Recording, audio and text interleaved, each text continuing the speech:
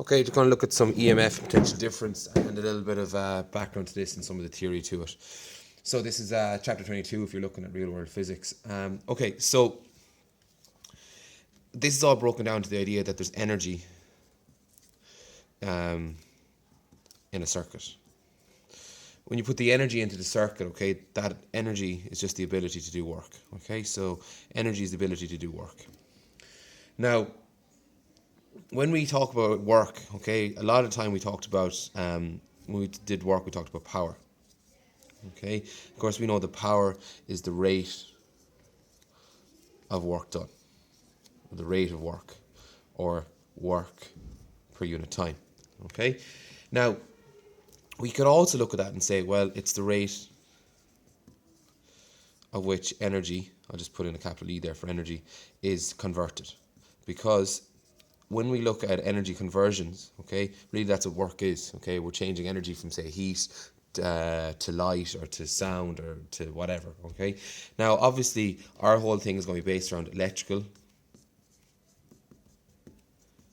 energy, just EN, blah, blah, blah, energy into other forms, okay? So that's the work our electrical circuits are going to be doing. Now, in an electrical circuit, say, for instance, we have a battery, and just say it's looped around. Okay, that's all we have.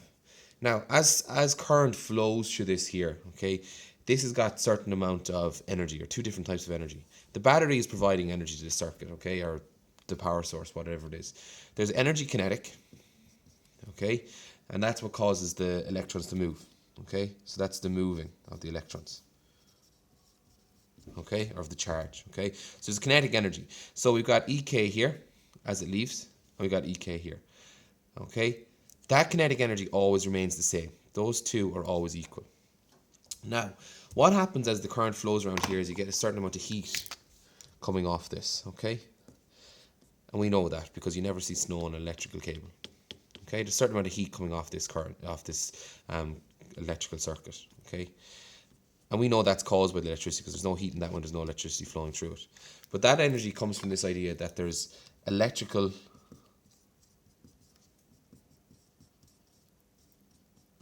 potential energy.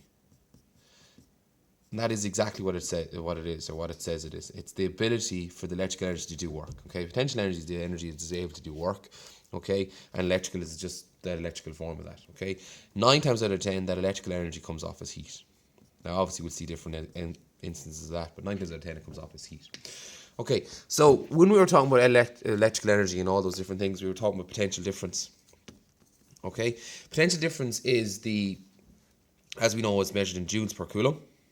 Okay, so when we talk about this, it's the energy taken per coulomb. Okay, or in other words, if I had a spot here in a cable, okay, and another dot here, okay, it's the energy required to move 1 coulomb of charge from here to there. Okay, that's the amount of energy required. We can also measure that in volts. Okay, now when we look at those things, we could also look at them.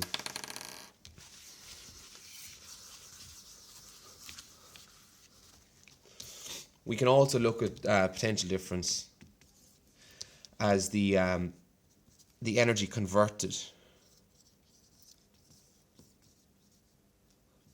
between 2 points, okay? Because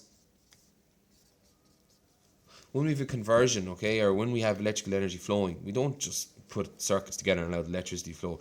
Generally, we put something in there. We make use of that electrical potential energy. So say, for instance, we have this circuit here. Okay, that's what we had before, except this time I'm going to put a little bulb in here. Okay, there's a bulb in there. And what do we know bulbs do? They light up. Okay, so when the electrical energy is flowing around here, this bulb is going to light up. So we're using that. So basically, between this point here and this point here, energy or coulombs are transferred through here. Okay, and energy is converted from, say, our electrical potential. Okay, so electrical potential energy to light, and obviously there's some heat as well in that light bulb. Okay, light and heat energy. Okay, so then we look at potential difference, and we're actually saying, well, if we put in a voltmeter here, Okay, a voltmeter is used to measure potential difference. If we pop a voltmeter in there, that'll give us a reading of the amount of energy that's lost between here and here. Okay, how much electrical potential energy is lost in turning it into light and heat in that bulb. And that's what potential difference is. It's the difference in potential from here to here. Okay, how much work is done or how much energy is converted between these 2 points.